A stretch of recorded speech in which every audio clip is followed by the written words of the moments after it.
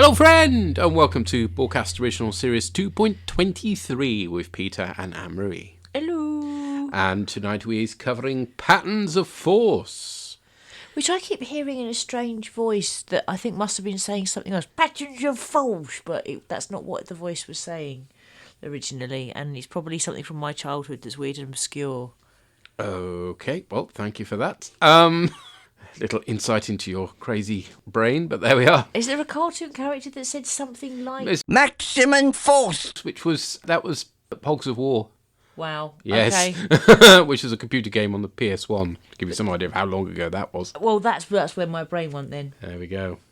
Sorry. It is written, that is Patterns of Force, not Hogs Hogs of of War, War, by John Meredith Lucas, second of four, following on from The Changeling. Directed by Vincent McGivity, fourth of six. The last one was Miri some time ago. Yeah. Oh, hide! They're right behind me! Hide!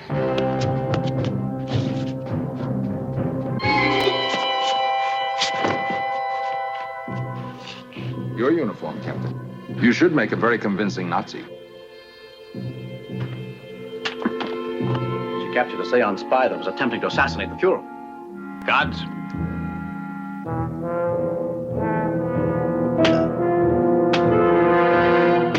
You were sent here to kill our Führer. Confess? Do you want some more persuasion? This is the time of destiny. Hail victory! Hail victory! Professor, you've got to talk. You've got to tell them what happened.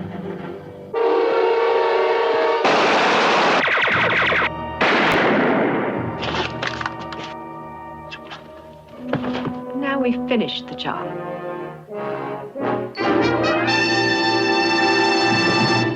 Okay, so they've got someone's picture up on the display. He's called John Gill. Yeah. And they're trying to contact him. And He's the Gill Man. right. And they're on the edge of Xeon space. Again, Xeon is another very naff science fiction name, isn't it? Yeah. Apparently Gill was Kirk's instructor at the academy. God, blimey, yet another person from Kirk's past. And Spock says that he found it interesting the way he taught history, people and motivations rather than events. Which doesn't actually fit with the end. Anyway, and then a spacecraft appears on an intercept course.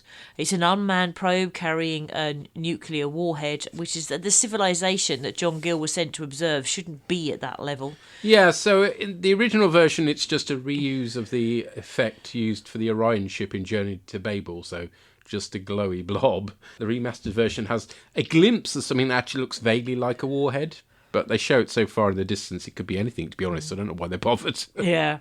Anyway, they blow it up, but they're concerned because this thermonuclear warhead is generations ahead of where the planet should be. That's your teaser. And then you have Spock and Kirk are going to go down and investigate. Yeah, they're finally wearing some appropriate clothes, including the return of Spock's beanie hat. It's Well, been a while since they actually bothered to disguise themselves. Yeah. Perhaps they've learnt some sort of lesson, I don't know. Yeah, well, also, they end up inserting subcutaneous transponders. Now, that's Which a would good have been idea. really useful in so many missions, yes. And Scotty is told that within a certain time frame, he's got to beam them up. Whatever's happening, just do it. So they beam down, and it turns out that the Ecosian's a humanoid. What a surprise. And a bloke says, hide! So they do. And then people walk past in Nazi uniform, and they say to the guy that he's a Xeon pig. And Kirk's like, what about the non-interference directive? And it's just sort of, okay, fine. Now, it is a little bit different to the one with the gangsters, but it's the same principle. It's slightly less stupid, but Yeah. as it turns out, only slightly Only less so. slightly. So the on big screens that reminded me of Deep Space Nine, where they had them all in Cardassia. Yeah, that's obviously sort of Nazis like big screens, apparently.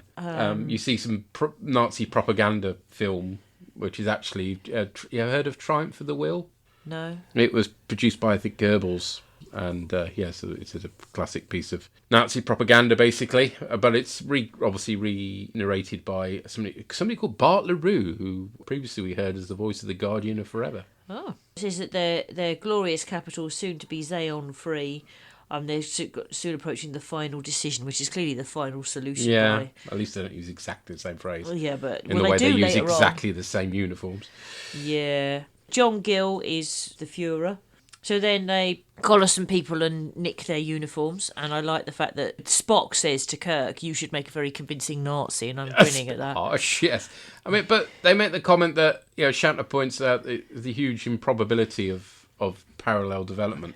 Wasn't that the whole law before, the Hodgkin law of parallel development from bread and circuses? That was their excuse for that one. Yeah. Now they point out just how stupid that idea is. Yeah. But seeing poor Nimoy, who was Jewish, in a nut. Oh. He refused to have any publicity photos taken with him in that uniform. And Don't blame him. So, yes. Don't blame him. It's horrible.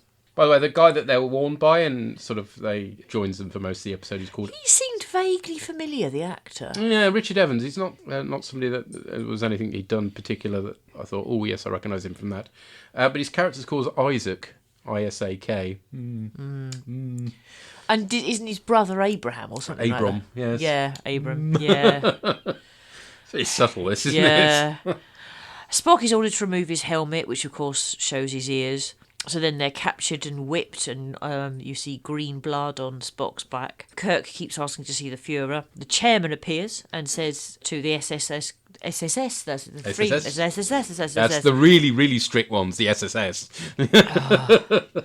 Sorry, Bear. The chairman says to the SS guy, "Look, Spock is clearly not Xeon. We can't understand their weapons." And he's like, "All the rules are that after interrogation they have to be executed when the interrogation is finished." It's like, well, clearly your interrogation hasn't finished because you don't bloody know anything. I mean, he doesn't actually phrase it quite like that, but... Oh, by the way, Roddenberry got Shatner to shave his chest for the topless scene because, well, it's probably best not to look into it. Nimoy refused, and all credit to him for that. Yeah. Yeah. And then in the cell... they're asking the Xeon guy, why Nazis? And interestingly, he says, well, without hate, there's nothing to hold them together. Which it's not so much why Nazis, but why are they persecuting you? To which the answer is, that's how they stick together. And it's like, that much doesn't change. There's always somebody being scapegoated, isn't it? Yeah. That dude, by the way, was Chairman Enig. Yeah. What's Enig an anagram of? Genie. Gene? As in NG? Roddenberry? That would be N-egg. Was he N-egg? Yes. You said N-egg. Sorry, that's me mispronouncing it. Right. Yeah. If you'd shown me it, I might have got the anagram. Okay. Yeah, so what was the writer trying to say? Well, given that he turns out to be... a goodie, I suppose, yes. Anyway. He's played by Patrick Horgan, who was English-born. Ironic how often English actors play Nazis, isn't it? Yeah. He says that when the Xeons arrived, the Ecosians were warlike, but they weren't nasty. And Xeons find killing abhorrent, and the Nazi movement's only been in place for about 2 years. And then Kirk and Spock have this conversation about how they're going to get out, they need to escape, so they're going to use something from the subcutaneous transponders. So Kirk rather easily rips apart a metal bed frame. So that they can cut their own skin and get at them. And then Spock climbs on Kirk's back to get to a light and aim at the door to get it open. It's all a bit... Yeah, and there ought to be a lot of blood and stuff, I should think, at this point, but there we go. They call the guard, who Spock nerves pinches. And then the Xeon guy, what did you say, Isaac his name was, says, take me too. And they're sort of hesitant initially. He's like, you need to know where the laboratory is. So it's like, oh, okay, we'll rescue him then. And then in the laboratory, the guard comes in, but he just gets clobbered by Isaac. So then they go outside, and the way they do this is they put Isaac in a stretcher and pretend he's dead. And then they say that, we've caught so many of them today, we're going to go and dump them. And then they just go down a manhole. Does nobody see them do this? Does nobody question how the dead Xeon is getting up and walking around? Anyway, they crawl through a tunnel that I think is supposed to be a sewer, but it's a very clean sewer. Yeah. And they meet his brother in the safe house. Except it looks a bit like the cave set from the Walking Vomit. It looks a bit like the mine. Yeah. I don't know if they're storing bits of cave set which they're reusing because they don't have standing sets to speak of on the Enterprise. But it looked a bit familiar. Yeah, not like from last week, but from no. It actually did look familiar from last times where it was the cave with the big ball in it. But yeah, because it was equally naff looking, to be honest, and unrealistic. Yeah. It looks a bit like they've just crumpled some paper up and painted it brownish. It looks like plastic, to be honest. It's really... Yeah, it doesn't look real, whatever it is. No, unstone-like is what I'm trying to say. And you find out, for reasons that aren't quite... I don't know why they put this bit in, but Isaac's fiancée is dead, and they talk about how, like, she was spat on and everything, and then Abram goes, so now you're asking me to help strangers when even our own people couldn't help your fiancée. And what's that got to do with anything? Yeah, I don't know. That was just mildly unpleasant and didn't seem to serve any purpose, but never mind. No, whereas Spock just says, can I work somewhere undisturbed to fix the communicators? Yeah. And he's like, okay. So he manages to assemble one communicator from what's left of all the bits. But apparently the Enterprise won't be arranged for another hour. The woman from the newscast turns up with other Nazis to arrest everybody. This is Darius, who's played by Valora Noland. She seemingly shoots Abram, but it all turns out to be a test to ensure Kirk and Spock aren't baddies. Darius is a double agent, apparently, although she's very relaxed about the fact that she's turned in her father to gain the trust of the Nazis. Kirk feels that he has to fess up to his background, which seems anti-Prime Directive, but par for the course with Kirk. Yeah. He points out the irony that their Führer is an alien. Of course, Hitler was not German, but there we are. Yeah. Darius gets Kirk, Spock and Isaac into the Chancellery with them, dressed as SS officers, filming her. It's quite an elaborate ruse. Spock is getting excited at the risk they're taking, and Kirk says they'll make a human of him yet. I hope not, he replies, in a nice bit of character. Yeah, I like that. Apparently, the Führer will be appearing to people in the room via view screen in a neighbouring room, which is all very Wizard of Oz. Yeah. Do not look behind the curtain. curtain. Why no one will question such a bizarre arrangement is beyond me. Spock sees Gil being swiveled around in a chair, and they suspect that he's drugged. And the dog is snoring so loudly I can barely hear myself think. In a cloakroom, the Vulcan hails the Enterprise to get McCoy sent down. Somehow the Nazis pick up the signal, so the technology is pretty advanced in But some the areas. Xeon guy said that they're going to use the technology the Xeons gave them to attack the Xeon planet, so they are more technologically advanced because of the Xeons, All right. who don't have a non-interference directive, but would appear to be perhaps a bit thick. Uhura reports McCoy's having difficulty with the uniform. Send him down naked if you have to, Kirk replies. Well, that'd be a thing, wouldn't it? Understandably, the Doctor is very confused when he's beamed down. Chairman Enig bursts in on them and still doesn't recognise them, despite Spock's distinctive alien pallor, which Spock picks up on at least, but that plays out later on. Yep. Gil appears on the screen, but suspiciously you can't see his mouth as there's a microphone in the way. His speech is random, and McCoy identifies him as being drugged. So they take out the guards in front of the room that Gil is in. We see Deputy Führer Melikon addressing the room, telling them Xeons will soon be removed from their solar system. He's played by the improbably named Skip Homer, or Homer, I don't know. Oh, gosh. Or Homire? Homire. Yeah. It will crop up again in season 3. McCoy gives Gil a stimulant, but it has little effect, so Spock has to use his mind probe. You are authorized to use the mind probe. What? No, not the mind probe. Although this happens very differently, with Gil effectively brainwashed to answer questions. Why they need to introduce this power creep into Spock is beyond me. A more standard mind meld would have been just as effective, but there we go. It's revealed he's only a figurehead and Melikon is the real leader.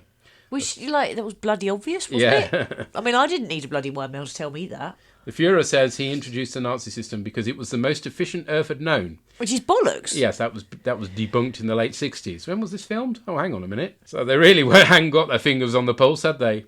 The argument going that Hitler gave his various department leaders overlapping responsibilities on purpose to ensure they fought amongst themselves and didn't turn on him, so it was all very disorganised.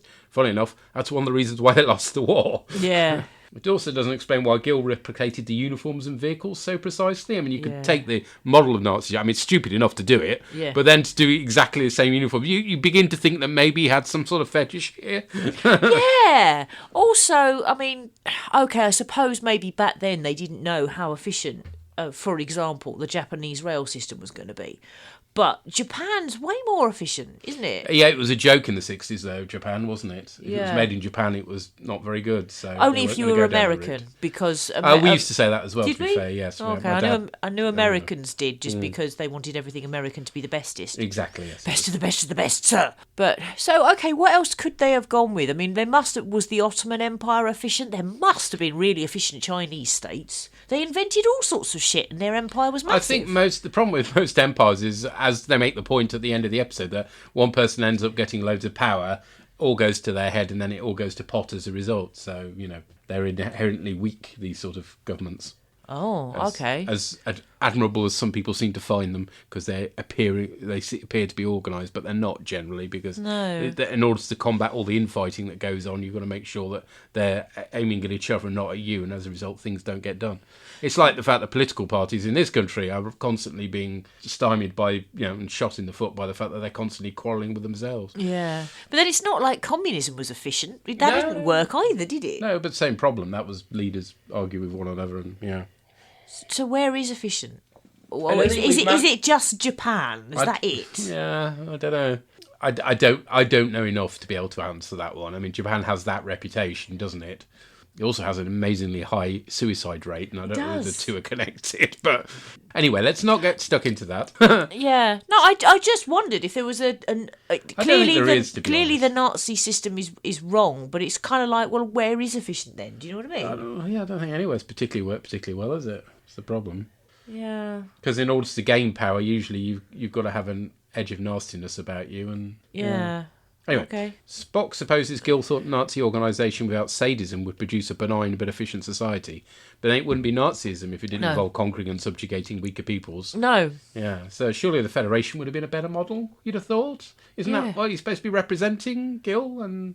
But no, I'd rather go with the Nazis, thank you. Again, you've got to be very suspicious about Gil at this point. You do. I think the only thing I could say in terms of the Federation as a model is that societies that joined the Federation were already advanced to a particular level, including, presumably, democratically and efficiently and whatever else, already at a higher stage than the society he was at. So he was trying to look at a society at an earlier stage. But like you said, clearly had a fucking fetish going on. Yeah, and you also got to answer the question, what was he doing there? I mean, because they clearly were pre-warp, so does that... He was supposed to be an observer, and then he went and middled. But then...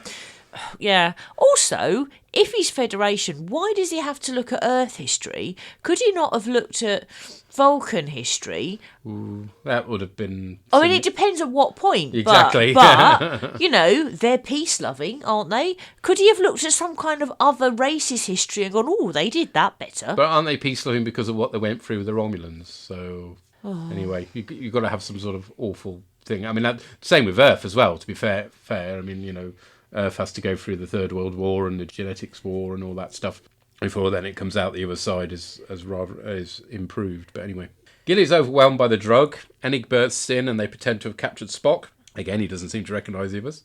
And Isaac suggests he's a member of the Resistance as well, which turns out to be the case. The Resistance is certainly very effective because they don't know each other, which actually is a thing. I mean, you're less likely to be able to dob somebody in accidentally if you don't know who else is part of your Resistance. Yeah, you only know your own cell, you don't know the other cells. Yep. Kirk administers more stimulant and gets Gil back on the screen to denounce Melicon and recall the fleet. The Deputy Führer shoots his boss through a curtain. I mean, why bother with the screen? Just open the curtain. I don't know. It's bizarre. But you can't look behind the curtain. No. In turn, Isaac shoots Melicon.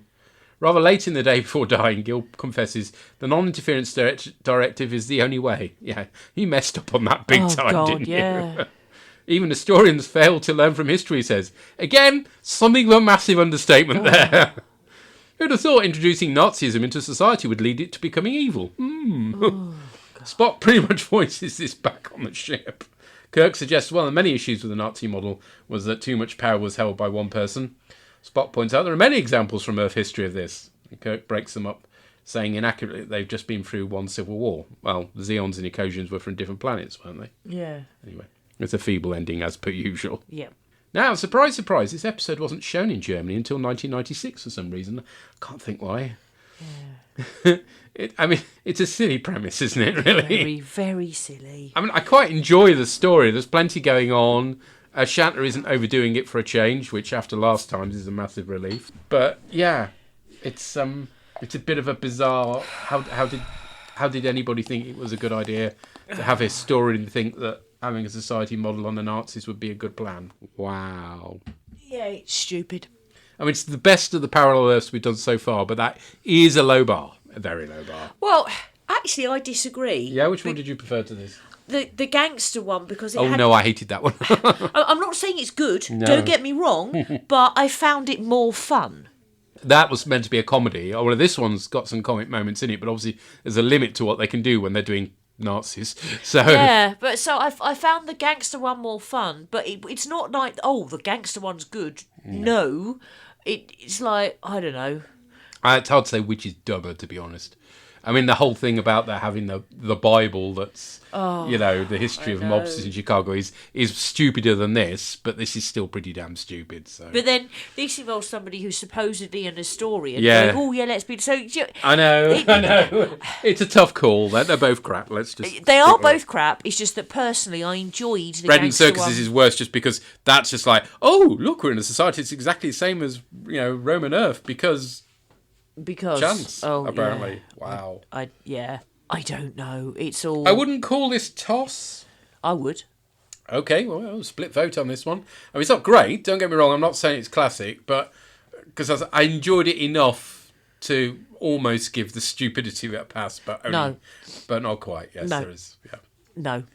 Bollocks. Okay, well, let's find out what other people thought.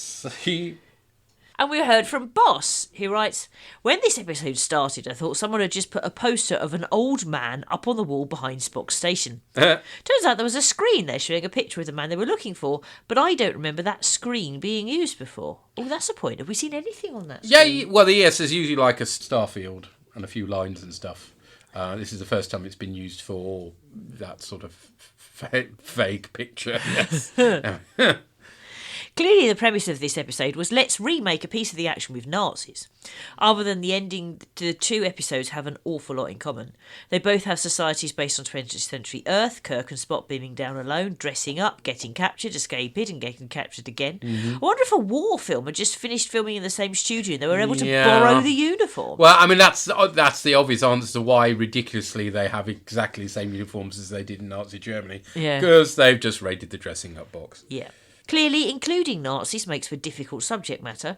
Usually at this point, somebody might say that it would have been different back in the 60s, but in this case, surely it would have been worse, as there would have been people watching who'd fought them just 20 years earlier. Yeah, there would have been. I mean, but there were loads of Second World War films. There's Dad's Army. That's a whole comedy, and Hello Hello for that matter as well. So we treated Nazis more as a figure of fun because it felt like they'd been defeated and they weren't coming back. Now they feel a lot more horribly like reality, unfortunately. Yeah, because Tories. Well, not just that, but yeah. Apparently this episode wasn't shown in Germany until the 1990s. The idea of the Nazi regime being very efficient is also a bit of the myth, as the efficiency was based on brutality and scamming the German people. For example, people were encouraged to invest in car production by the promise of getting a free Volkswagen, but most of the cars were never delivered to those people. I really like the speech by Isaac, who said how the Xeons were hated because the Ecosians needed to hate somebody to maintain. That's a good bit of it. And if they'd made more of that, that would have been better. Yeah. But yeah. That still resonates today in many countries. Yeah. Less impressive was Kirk going for the Gestapo uniform because it was nicer. Yes. Gold. Another thing that occurred to me during this episode is just how many adversaries in the original series are defeated by a karate chop and a nerve pinch. I can't remember the last time anyone was shot with a phaser. For a futuristic series, there's a lot of hand-to-hand combat. I think only one person got killed in this episode, and he deserved it. The ending was okay, a clear message about power corrupting and a bit of Spock-McCoy banter. Random thought to end on. Has anyone else noticed how Spock is similar to C-3PO in the way he gives pessimistic outlooks and quotes the odds? It's not quite as bad, but... Was 3PO would have been based on Spock. Yeah, if it was any way around, yeah. Don't know. Not convinced, but there we are. There's obviously a slight similarity just because one's a computer and the other one's a Vulcan that works on logic, so, Thank you, sir. And we've heard from Jeff. This episode is sadly still very relevant today, and a pretty good one. It's a cautionary tale more need to heed. Like the moron John Gill, yes, many seem to admire the so-called accomplishments of Nazis and try to divorce those aspects from the hateful evil at the heart of the movement. This episode makes it clear that you cannot have one without the other, and this doesn't even begin to cover the hateful fools who still cling to these evil ideals. Just like today, demagogues like Melicon identify a scapegoat enemy and pledge to eradicate this enemy of the people. The only cost is more and more power, and too many seem to want a seemingly strong leader. Thematically, I think the episode is fantastic. However, the light adventure tone of most of it seems to jar with the intended messaging, and Kirk Shatner is surprisingly flippant. However, this is the era of Hogan's Heroes, a sitcom about Allied POWs falling comedy Nazis, so it could have been worse. Yeah, it seemed acceptable in those days in the way that it really doesn't now. That said, using the subcutaneous implants to make a laser is one of the coolest moments in the show. Yes, it is daft. And the fact it's so bloodless is odd as well. Thanks, Jeff. Thank you. So Hogan's Heroes is nothing to do with Hulk Hogan then? No, it's nothing. It's a whole different Nazi.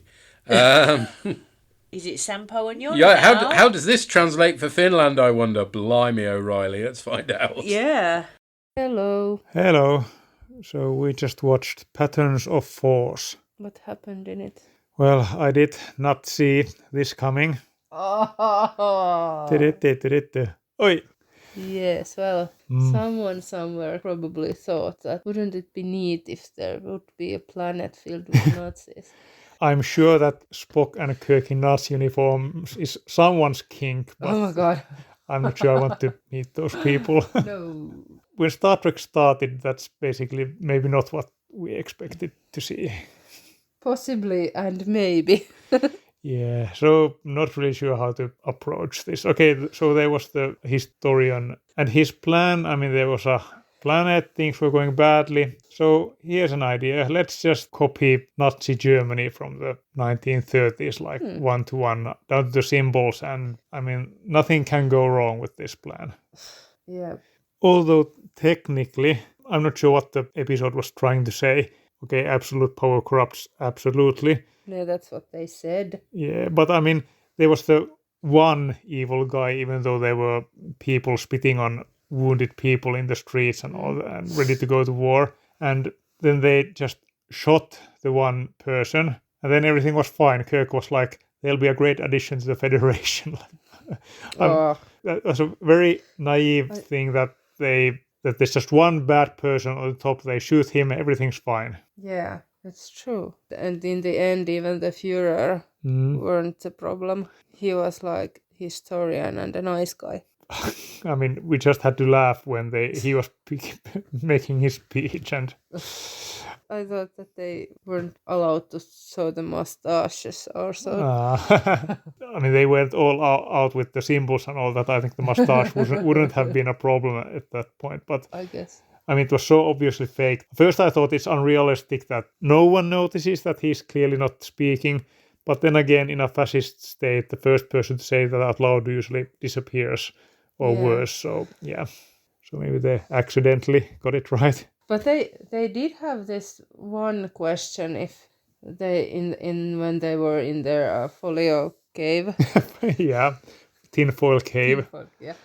If there wouldn't be anyone else left, only Nazis, then who would they hate? I guess they were on the brink of civil war or something, and the historian brought them together by the power of Nazi friendship or something. I don't know. So when they finally got in contact with the Enterprise, that was the only plan they came up with, transport Bones down in a Nazi uniform, which they made, I mean, very quickly. There was problem with his uniform. I so much hoped that they'd accidentally made it in pink or so, but no, it was too small right boot. Yeah, until Spock told him how to put the boot on. And, I mean, I didn't really understand that. I just put it in. Something that Cinderella's evil stepsister would do. Yeah. Like cut it off.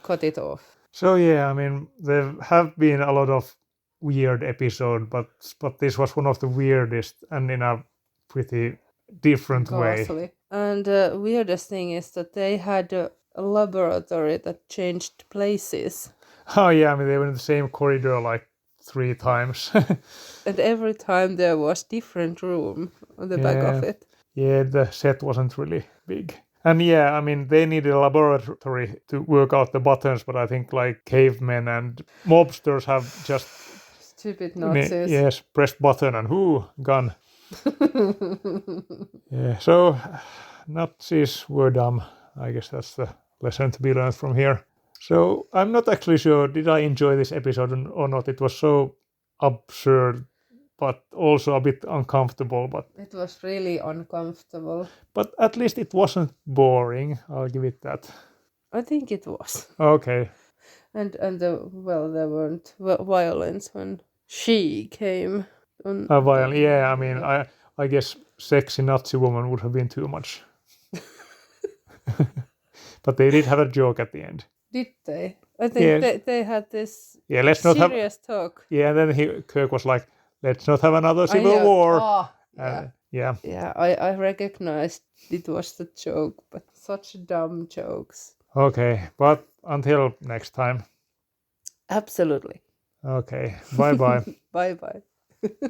Bye. I did not see this coming. Is that our episode title? Possibly. What's Finnish for pun? I don't know. But you're right. What is the episode trying to say? Mm-hmm. And there isn't just one evil guy. No. It doesn't work. Just One bad apple isn't really going to cut this, is it? because he's talking about Abram was talking about the fact that Isaac's fiance was attacked, and there she was in the street. It took her 5 hours to die, and other people walked past and spat on her. Well, them other people weren't the dude who got shot. It's not going to fix anything. It's not the way reality works. And yeah, okay, they didn't go for the whole moustache thing, but I think it might be more amusing if they would. Yeah, I may as well have done. They did everything else, literally everything. Yeah. I bet they even had the underwear. Oh, and then you talk about the power of Nazi friendship. It just made me go, my little Nazi. From Mattel. Oh, dear. And yeah, who would they hate if not the Zeons? They'd find someone else. Yes. Left-handed people or some such. Yeah. Yes. It would have been amusing if McCoy's uniform was somehow accidentally pink. Yes. That would have been very amusing, but it wouldn't quite have worked. And yeah, I kind of like the scene of Spock explaining how to put boots on to McCoy. Yeah, that was they went on rather too easily in the end, didn't they? Yes, yeah, and they could have sort of just hacked toes off like Cinderella. That might have been quite amusing. And, just the whole thing, it was very weird. Yes, but not boring. I agree. It definitely wasn't boring, just weird. and yeah, stupid. at least there weren't any violins with a sexy Nazi woman. Well, true. But oh yes. Yeah, but I mean, I'm more with Yona really. It was just bollocks. Oh, this is dividing people. Let's find out what Llama God thought. Llama's got the fixie tree, yaya, care. We'll defeat them in the marketplace of ideas. Now this, like any good Star Trek episode, is a story with a moral. And the moral in this case is that old white men are fucking idiots. Yes, those who know the past, but think they're cleverer than people in the past, are doomed to make the same mistakes again and again and again. So where to start with this episode, really? It's not a subtle one, is it? It's actually quite a surprising episode, this. We've had a few dodgy episodes in the past, wherein you might actually wonder where they're going to come down on the side of Nazism. Like, we've definitely had the anti-peace movement, and we're going to have hippies are bad. We've had, hey, giving guns to both sides is okay, so where they come down on Nazis? Yeah, Nazis are very bad. That's pretty much what they're going with here. It's not at all subtle either. There's literally no allegory here. It's not like, here's another society where they're slightly different names. I mean, there are different names, but yeah, it's Nazis in Nazi uniform. Yeah, it's not subtle. It's not subtle, but that's sometimes what is needed. And oh my god, just look at the fucking world around us right now. We are so much not in need of subtle. People need ideas to be slapped into their faces with the subtlety of a sledgehammer, and some people need to be hit in the face with a sledgehammer as well. I'm mostly talking about Nazis, of course. So yeah, given that nothing has really changed since this episode aired, I would say maybe it's gotten worse, but I don't think so really. I think we're just more aware of things thanks to the internet and social media. So yeah, subtlety not needed. We need a lesson to remind us that Nazis are bad. So yeah, here we go. And obviously I'm guessing it was because there was a whole load of Nazi uniforms going spare and the World War II backlot was vacant at the time, so I'm probably that's why they made it as well. But yeah, I mean, yes, there's a lot of non-subtle messages here. The name changes, the Zeons, yeah, we know where they're going with that one. And they have to spell out the line, without us to hate, there'd be nothing to hold them together. Yeah, I mean, that's something that's incredibly relevant right about now and has been the forefront of our own Western politics so much in the last decade or so, with movements such as Trump and Brexit and everything using hatred and opposition to the other, a nameless, scary boogeyman other, to hold together their own side, whilst actually offering nothing to the everyday person. Yeah, these are ideas that are still out there, still present, and still need to be countered. So yeah, this episode remains, unfortunately, important. The only issue with the episode, really, is that it's incredibly optimistic. Like, if only it was easy to stop a movement as is here by just taking down the main charismatic figurehead, and then you're done. That's it. That's the end of the day. Yeah, unfortunately, we know from the real world there's plenty of other sycophants and assholes ready to step in once that figurehead's gone. So yeah, not so easy. But still, never mind. It's a hopeful story, so that's a good thing from Star Trek, I guess. The episode itself is quite a good one. It's a solid romp. They're not complete idiots. I mean, yeah, they do get captured very easily first time around, which seems to become a thing now. Hey, we're disguised. Oh, we're caught. Never mind. I guess that's just in time for the advert break. But it's not a backward and forward one like Piece of the Action. We don't get the car gag like in Piece of the Action. There's some nice humorous bits, like Spock telling Kirk he'd make a good Nazi. So there's a little bit of humour, but not too much for the subject matter. It's quite well balanced, and generally there's a lot of good character moments. So yeah, I actually quite like like this one. Obviously, there's all the slash bait in here, and I'm sure that back in the 60s, typewriters got hot after this one. But yeah, there's definitely a lot of moments to enjoy in this one. What is interesting this one are the names that they choose. Obviously,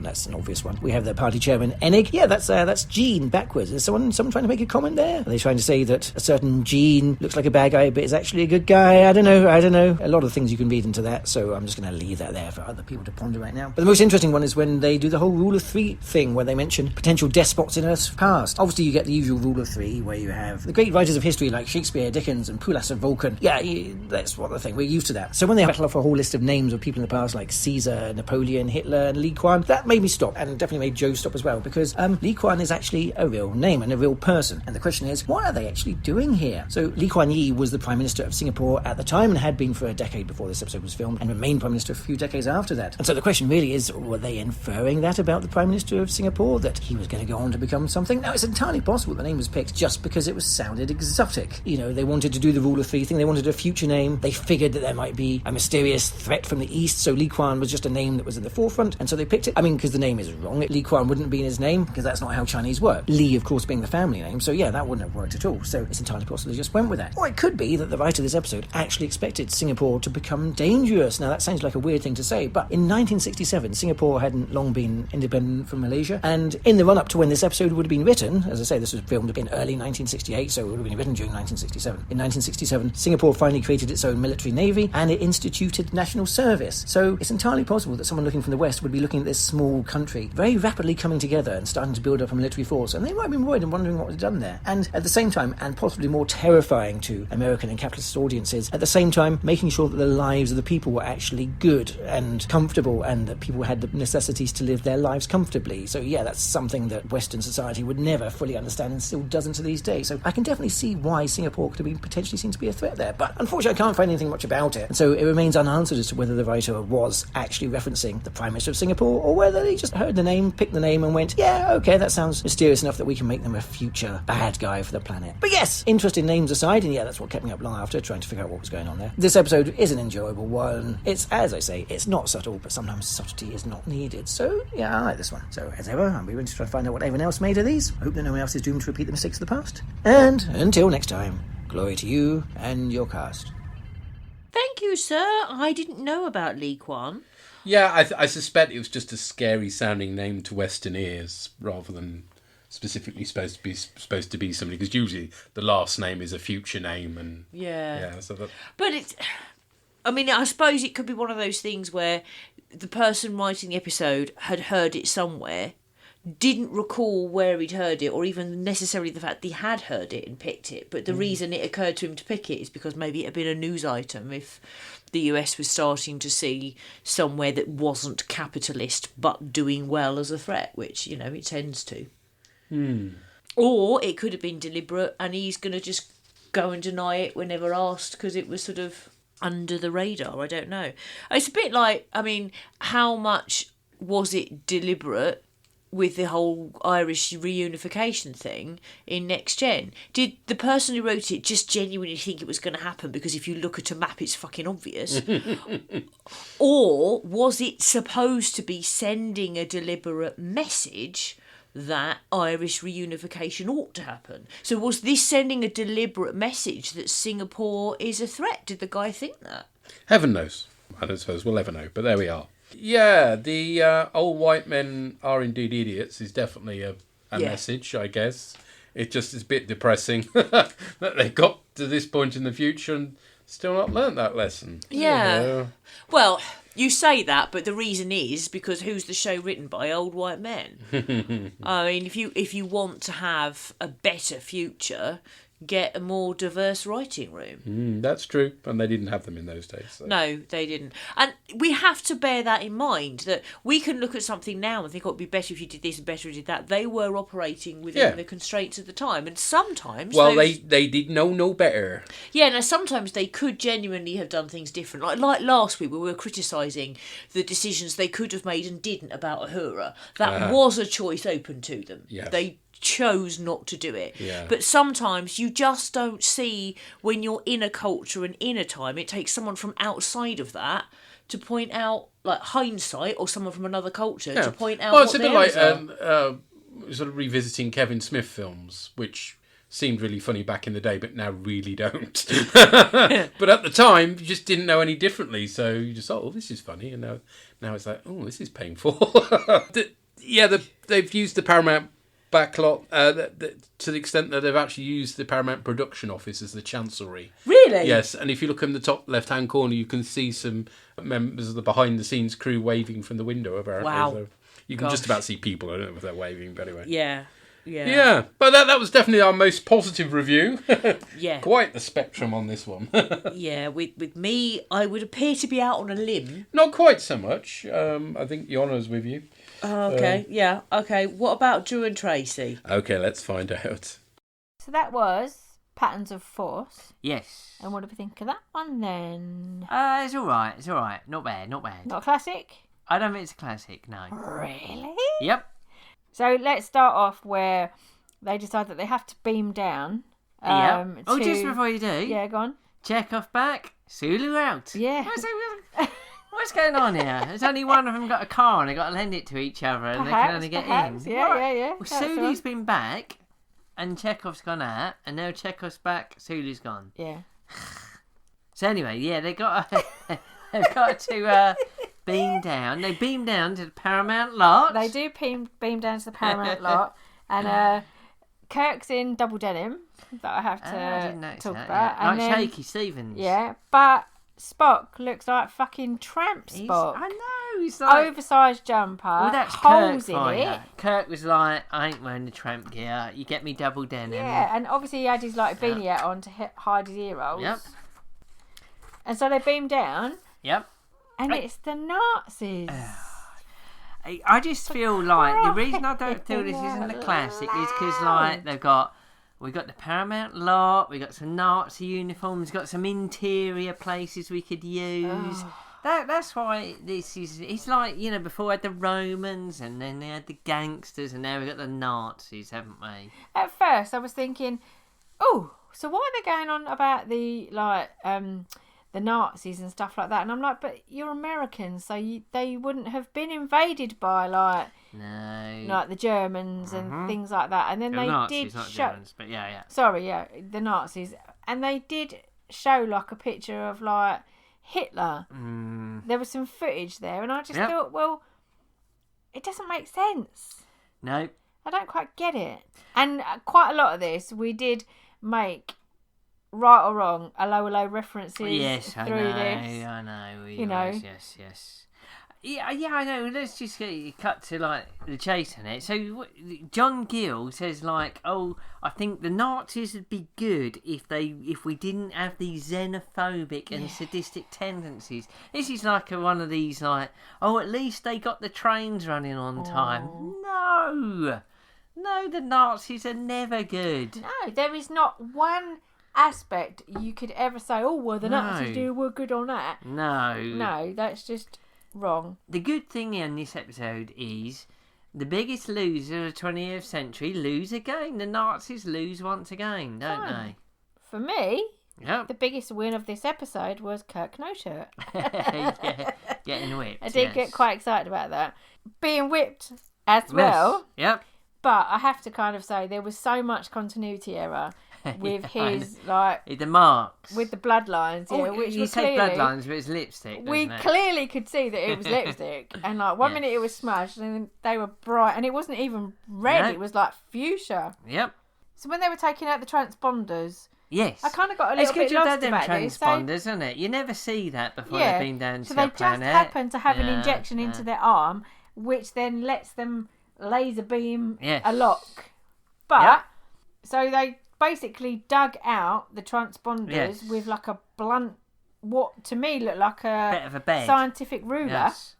Mm-hmm. And there was no blood. Well, it's a PG friendly, there was no, isn't it? Yeah, but there PG was no friendly. mark at all. No. If I if I touch myself with a spoon, I got a bruise. Yep.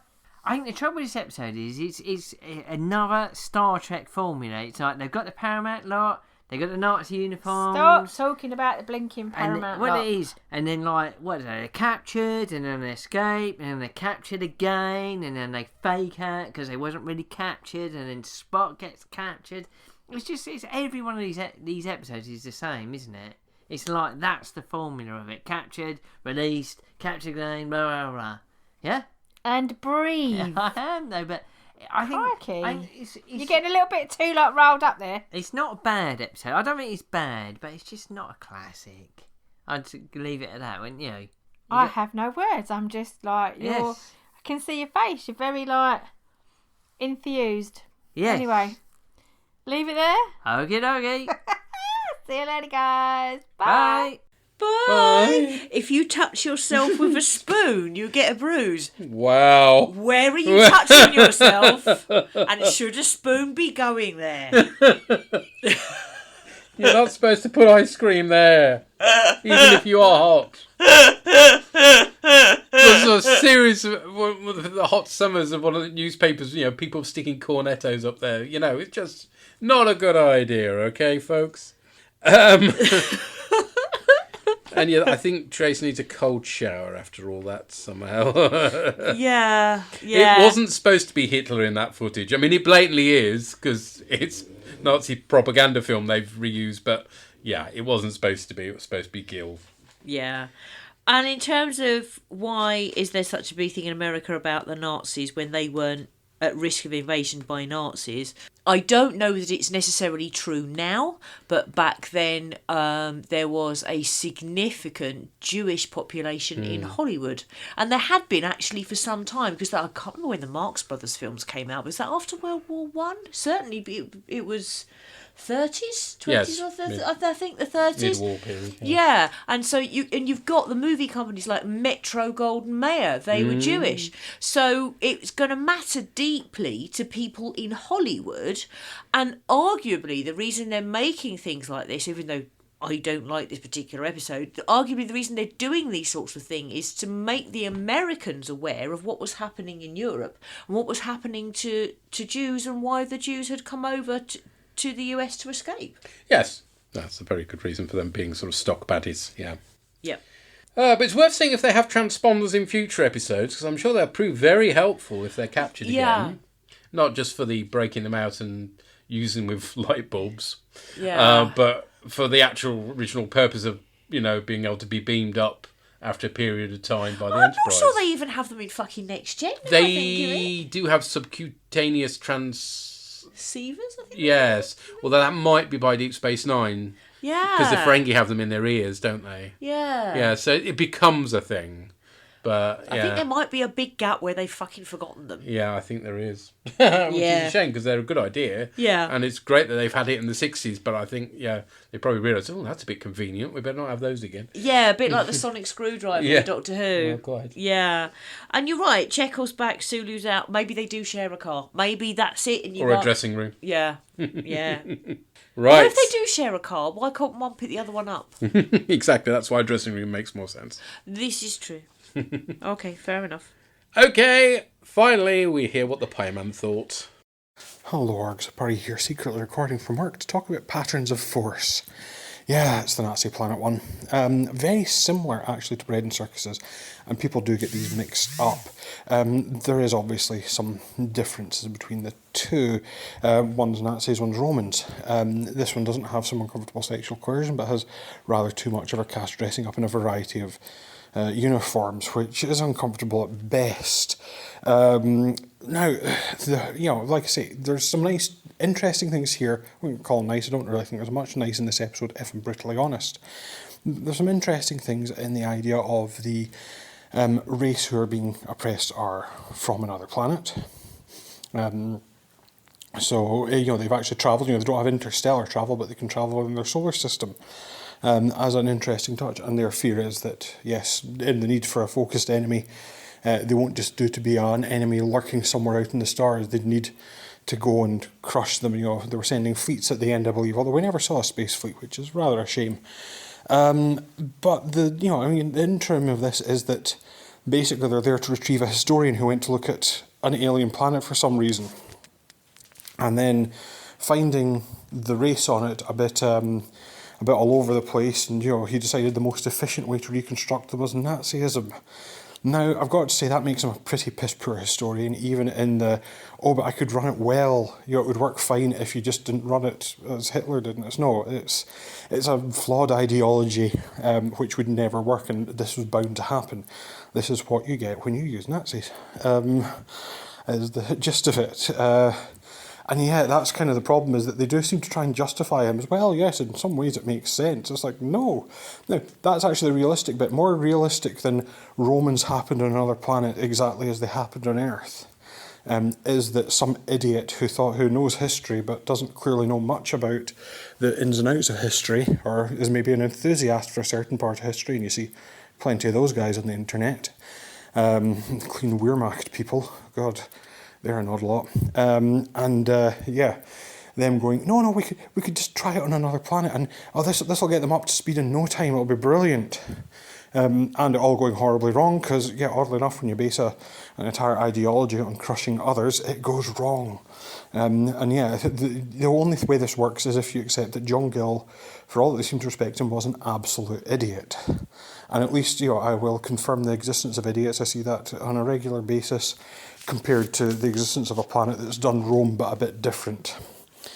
So that's it. But like I say, other than that, the episode plot-wise is just them bumbling about, getting captured, escaping, and then trying to get to John Gill. I think they try to put some tension in with the resistance guy, who's potentially just going to kill him. But I don't know if that really works out. And again, actually, as my wife said, it seemed at the end they were it's all okay now. We've stopped it all.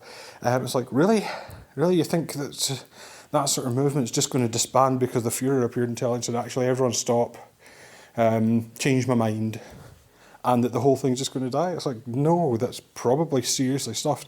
Or indeed, will a lot of the people who are oppressed maybe rise up? They said they were very peaceful people, but I can't see that lasting. Only other real nice touches, aside from all the sources of slash fic with Kirk and Spock topless in a cell, although I did quite like, they did a bit of comedy in that bit with Spock climbing on Kirk's back and asking questions about the sort of idioms. That was quite some fun, quite Kirk. And Spock's in general, his sarcasm with people pointing out his ears and stuff, that was quite good. And I liked the thing of this blood being green, but I thought probably someone should have, when they were doing the whipping scene, which was also there, sure, someone went, bloody hell, his blood's green. That's unusual, but they just carried on regardless, apparently. So yeah, not a particularly good episode. Again, and it is Planet of X people. This one's got probably a better explanation in that it was made up by an idiot, but plot-wise and story-wise, I've got to admit that this one's pretty unsatisfactory. So overall, not a good one. But all that remains to say is do keep up the good work. I always look forward to the podcast, and I'll hopefully be back in the next one. But until then, bye for now. Bye! Yay, it's not a good one. But good point. Why does nobody sooner than Enig think, that's not normal, green blood? It's just like, the ears are already a bit of a giveaway, aren't they? Yeah, he doesn't say, green blood. He doesn't mention it, but he does say this guy is clearly not a Zeon, and he isn't. Why does nobody comment on it? It's just, wouldn't you? Yeah, no, it is very odd the way they just sort of take it in their stride, isn't it? Yeah, and you're right. Gil is a fucking piss poor historian. Yes. What do you think? Do you think it's a shame we never saw the space fleet? It is, but it would only have appeared in the remastered version and would have looked crap. So we're not missing out on anything really. Fair enough. Fair enough. But the whole getting captured, escaping loop is a thing of the day. It's there in other US series of the time. It's in there a lot in Mission Super Impossible. I wasn't going to that as an example of a United Statesian TV series of the 60s, funnily enough. But it's there in quite a bit of Doctor Who as well in the 60s and 70s. Yeah, to be fair. So it's in a lot of Doctor as well as Super It was standard plotting, basically. Yeah. Route 1. Yes. Unfortunately. But there we are. Yes. There we go. So, yeah, generally a spectrum ranging from absolute crap to not very good, is it? I think it's probably... Yeah. With Llama being at the sort of more positive end of things, but there we are. Right, well, next up, we have the ultimate computer. Ooh, expect some high-tech chicanery. Oh. Yes. which we're covering on Thursday the 21st of December, so we'll see how that one pans out. Fewer Nazis at least, anyway. So, yeah. Until then, take care, cheerio, bye. Bye. The Star Trek theme was written by Alexander Courage, and here was arranged and performed by Drew Barker. The artwork was created by Andy Palastides. All music referenced is for illustrative purposes only, and no copyright infringement is intended. Find our website at borgcast.libsyn.com. And we have a YouTube channel as well. Send emails or MP3s to borgcast@gmail.com. Or you can find us over on Mastodon. Our addresses are on the show notes for this podcast. Shut it down! Maximum force!